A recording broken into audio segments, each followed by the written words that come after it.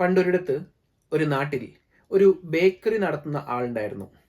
ഇയാളുടെ ബേക്കറിയിൽ മധുരപലഹാരങ്ങളൊക്കെ ഉണ്ടാക്കാനായിട്ട് അയാൾ പാല് വാങ്ങിച്ചിരുന്നത് ആ നാട്ടിലെ തന്നെ ഒരു കർഷകന്റെ കയ്യിൽ നിന്നായിരുന്നു.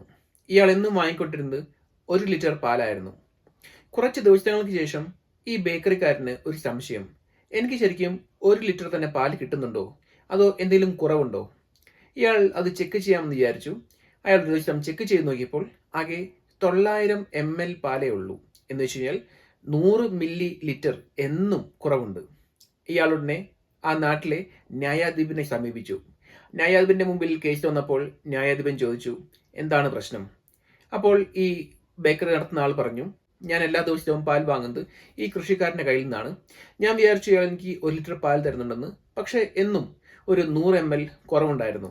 ന്യായാധിപൻ ആ പാൽക്കാരോട് ചോദിച്ചു, നിങ്ങൾ എന്തുകൊണ്ടാണ് ഇങ്ങനെ ചെയ്യുന്നത്? എന്താണ് എല്ലാ ദിവസവും 100 മില്ലി കുറവ് കൊടുക്കുന്നത്?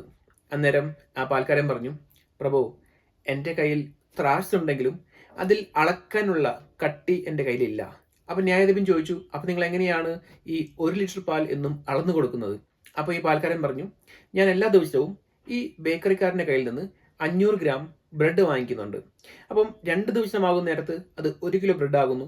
ആ 1 കിലോ ബ്രെഡ് ത്രാസിൻ്റെ ഒരു ഭാഗത്ത് വെച്ചിട്ട് മറ്റേ ഭാഗത്ത് ഞാൻ എൻ്റെ പാൽ തൂക്കി നോക്കിയിട്ടാണ് ഈ മനുഷ്യന് ഞാൻ 1 ലിറ്റർ പാൽ കൊടുക്കുന്നത്.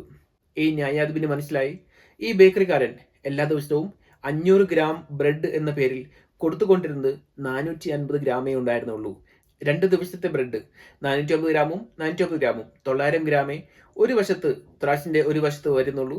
അതുകൊണ്ട് തന്നെ ഇയാൾക്ക് 900 ml പാലേ കിട്ടുന്നുള്ളൂ. ഞാൻ വായിച്ചറിഞ്ഞ കഥയിൽ പിറ്റേ ദിവസം മുതൽ ഈ ബേക്കറിക്കാരൻ എല്ലാ ദിവസവും കൃത്യം 500 ഗ്രാം ബ്രെഡ് കൊടുക്കുന്നു. 1 ഗ്രാം പോലും കുറയ്ക്കുന്നില്ല. ഈ പാൽക്കാരൻ എല്ലാ ദിവസവും 1 ലിറ്റർ പാൽ കൊടുക്കുന്നു. അങ്ങനെയാണ് ആ കഥ. ഈ ചെറിയൊരു കഥയിൽ വലിയൊരു പാഠം ഒളിഞ്ഞിരിക്കുന്നുണ്ട്. നിങ്ങൾ കർമ്മയിൽ വിശ്വസിക്കുന്നവരാണോ? നമ്മൾ ചെയ്യുന്നതെന്തും അതേ അളവിൽ നമുക്ക് തിരിച്ചു കിട്ടും എന്ന വിശ്വാസമാണ് കർമ്മയുടെ ബേസിക് പ്രിൻസിപ്പിൾ.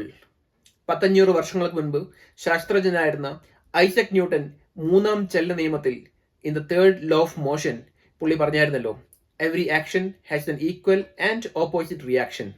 കർമ്മ എന്ന ഹിന്ദു ഫിലോസഫിയിൽ വിശ്വസിക്കണമെന്നില്ല. അതിൽ വിശ്വസിച്ചാൽ മതി. ശാസ്ത്രത്തിൽ വിശ്വസിച്ചാൽ മതി. സയൻസിൽ വിശ്വസിച്ചാൽ മതി. കർമ്മ ഈസ് റിയൽ. അത് നമ്മളെ തേടി വരും. ആരെങ്കിലും നമ്മളോട് എന്തെങ്കിലും അപരാധം ചെയ്യുകയാണെങ്കിൽ നമ്മൾ തിരിച്ചൊന്നും ചെയ്യണമെന്നില്ല. കർമ്മ വിൽ ഗെറ്റ് ദം. ആൻഡ് നമുക്ക് ഭാഗ്യമുണ്ടെങ്കിൽ നമുക്ക് നേരിട്ട് കാണാൻ പറ്റും. But there is A catch. ഈ ഒരു കാര്യം നമ്മുടെ കാര്യത്തിലും ആപ്ലിക്കബിൾ ആണ്. നമ്മൾ മറ്റുള്ളവരോട് എങ്ങനെയാണോ പെരുമാറുന്നത് അതേ രീതിയിലായിരിക്കും നമ്മളോടും പെരുമാറപ്പെടുന്നത്. നമ്മൾ മറ്റുള്ളവരെ എങ്ങനെയാണോ ട്രീറ്റ് ചെയ്യുന്നത് അതേപോലെയായിരിക്കും നമ്മളും ട്രീറ്റ് ചെയ്യപ്പെടാൻ പോകുന്നത്. സോ ബിലീവ് ഇൻ കർമ്മ. നല്ല മനുഷ്യരായിരിക്കാം, നന്മകൾ ചെയ്യാം. എല്ലാവർക്കും ശുഭദിനം.